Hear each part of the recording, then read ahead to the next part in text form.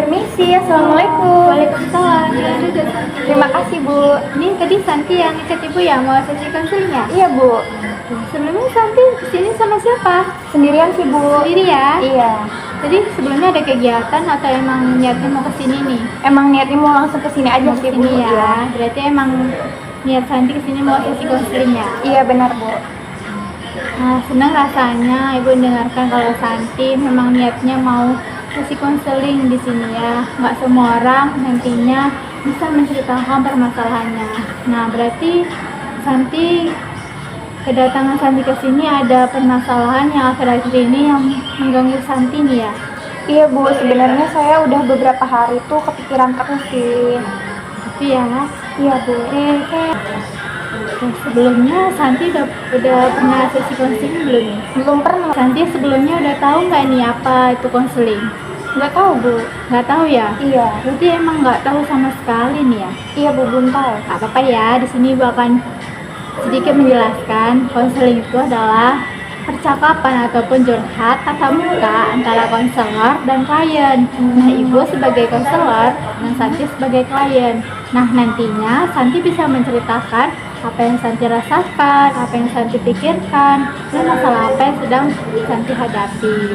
Nah, Ibu akan mendengarkan dengan baik dan Ibu akan membantu Santi untuk memahami permasalahan yang sedang Santi hadapi. Nah, nantinya kita akan mencari solusi dan tepat secara bersama-sama. Baik, Bu. Apakah Santi udah paham nih apa itu konseling? Sudah, Bu. Sudah ya? Sudah. Nah, nantinya Santi berbicara dengan santai aja ya, nggak perlu merasa gugup. Nah, ketika Santi belum nyaman nih duduknya, silakan duduk nyaman dulu. Ketika merasa gugup, silakan tarik nafas dulu ya Santi. Iya, tapi saya agak gugup sih, Bu. Nah, wajar ya Santi kalau merasa gugup, apalagi Santi pertama kali ya sesi konseling. Iya, Bu, ya. benar Jadi wajar sekali. sekali kalau merasa gugup gitu ya. Iya, Bu. Nah, sebelum itu ada hal penting nih yang harus Santi ketahui untuk ke depannya nanti selama sesi konseling. Nah, Ibu berharap nantinya dalam sesi konseling Santi menceritakan apa saja yang Santi rasakan, apa saja yang Santi pikirkan. Santi nggak perlu khawatir, di sini kerahasiaannya akan Ibu jaga.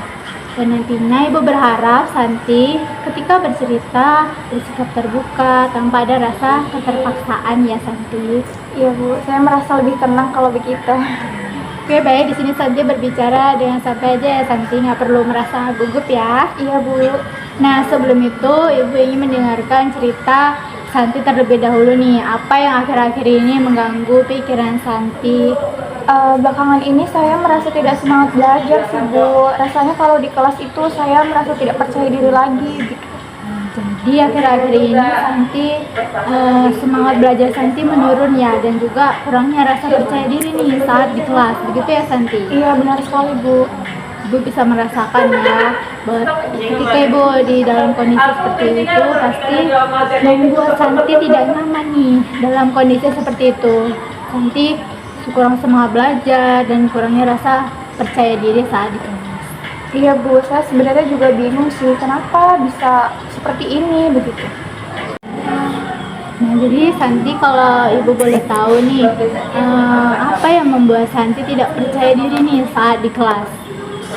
Karena saya sering dibandingkan dengan teman saya, Bu. Dia selalu mendapat nilai paling tinggi sedangkan saya tidak begitu. Coba Santi ceritakan hal apa yang saat itu Santi ingat pada kejadian tersebut.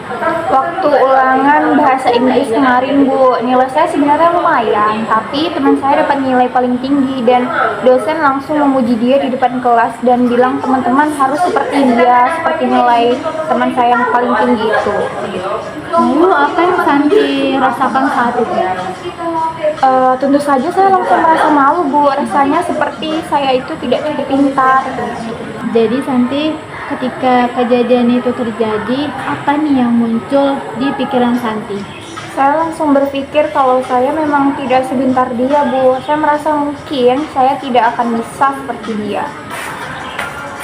Nah, lalu Santi ketika muncul pikiran tersebut, apa perasaan Santi saat itu? Saya merasa sedih sih, Bu. Kadang juga minder dengan teman-teman yang lain. Nah, jadi nih menurut Santi sendiri, apa yang Santi inginkan dalam situasi tersebut? Saya ingin bisa belajar dengan tenang sih Bu, tanpa merasa selalu dibandingkan. Nah, sebelumnya Santi udah pernah cerita belum tentang hal ini kepada orang tua ataupun teman dekat Santi? Belum pernah sih Bu. Belum pernah ya? Iya. Nah, jadi kalau Ibu simpulkan ya dari cerita Santi tadi, sebenarnya nih Santi ingin belajar dengan baik, tapi karena Santi sering dibandingkan nih dengan teman, nah jadi Santi kurang rasa percaya diri saat di kelas. Nah, itu membuat Santi semangat belajar Santi juga menurun saat itu. Iya benar sekali Bu, itu yang saya rasakan. Takkan. Nah, tadi Santi mengatakan nih bahwa Santi ingin lebih baik lagi dalam belajar, tapi di sisi lain Santi malas belajar. Karena apa? Karena Santi sering dibandingin nih dengan teman Santi. Nah, menurut Santi nih, kalau Santi terus menyerah seperti itu, apakah situasi itu akan membantu Santi lebih baik lagi nih dalam belajar? Sepertinya tidak sih Bu. Ya Santi, nggak apa-apa ya. Mungkin saya memang harus mencoba lagi untuk belajar lebih serius sih Bu. Saya sebenarnya ingin bisa untuk percaya diri lagi sih Bu. Kalau menurut Ibu, Santi sebenarnya punya kemampuan juga nih. Santi kemarin kan sebenarnya lumayan nih, bukan berarti Santi tidak pintar nih. Nah, kadang membuat kita merasa tidak mampu. Nah, itu justru pikiran kita sendiri. Nah, jadi apa? Jadi yang penting sekarang Santi jangan terlalu fokus memikirkan ataupun membandingkan diri Santi dengan orang lain. Iya Bu, mungkin saya memang terlalu sering membandingkan diri saya dengan yang lain. Coba Santi mulai pelan-pelan nih untuk fokus sama kemampuan diri Santi sendiri. Misalnya kalau hari ini Santi bisa memahami satu materi lebih baik dari kemarin, itu sudah ada kemajuan berarti Santi. Nah, tidak harus selalu sama seperti teman-teman yang lain. Iya Bu, saya merasa lebih tenang sekarang. Nah, kalau Ibu melihat nih ya dari cerita Santi tadi, sebenarnya nih masalah utama bukan karena Santi tidak mampu belajar nih, tapi lebih karena Santi merasa tertekan ketika dibandingkan dengan teman yang lain. Nah, dari situlah muncul pikiran kalau Santi ini tidak cukup pintar. Lalu akhirnya membuat Santi jadi minder nih dan semangat belajar Santi menurun. Iya Bu, saya rasa juga seperti itu. Nah, jadi yang perlu Santi perbaiki bukan hanya cara belajar Santi saja, tetapi juga cara Santi memandang diri Santi sendiri. Iya Bu, saya juga merasa kalau pikiran saya sendirilah yang membuat saya tidak percaya diri lagi. Apa ya Santi? Iya Bu. Oke, baik Santi. Jadi sampai di sini kita bisa melihat beberapa hal ya. Yang pertama, sebenarnya Santi ini punya kemampuan belajar yang baik. Nah, yang kedua, perasaan minder muncul karena Santi sering membandingkan diri Santi dengan teman yang lebih pintar ataupun memiliki nilai lebih tinggi daripada Santi. Nah, ketiga, akibatnya Santi jadi kurang percaya diri saat di kelas dan juga semangat belajar Santi menurun.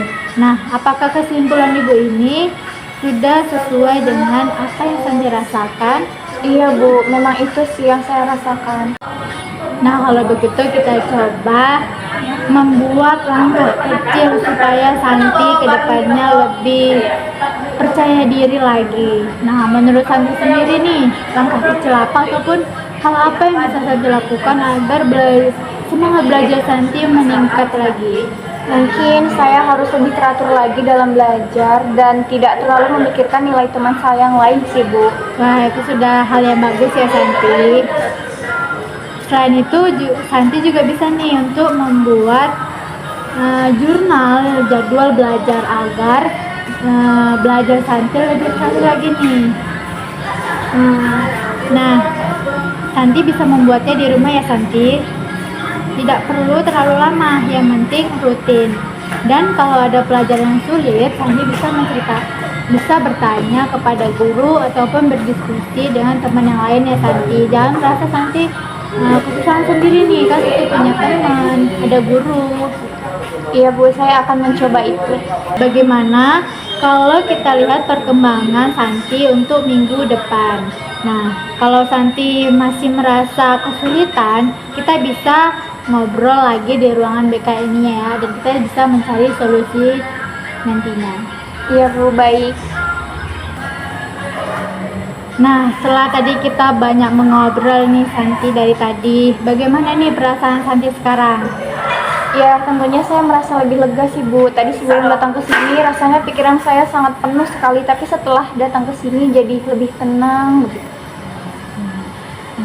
Ibu ikut senang ya dengarnya. Syukurlah kalau begitu. Berarti percakapan kita ataupun berbicara kita hari ini itu cukup membantu Santi ya. Iya Bu. Ibu senang ya Santi mau terbuka dan berbicara permasalahan Santi secara sukarela tanpa terpaksa dan menceritakan apa yang Santi rasakan. Nah, itu langkah yang bagus ya Santi. Iya Bu, terima kasih juga karena Ibu sudah mau mendengarkan saya. Sama-sama Santi.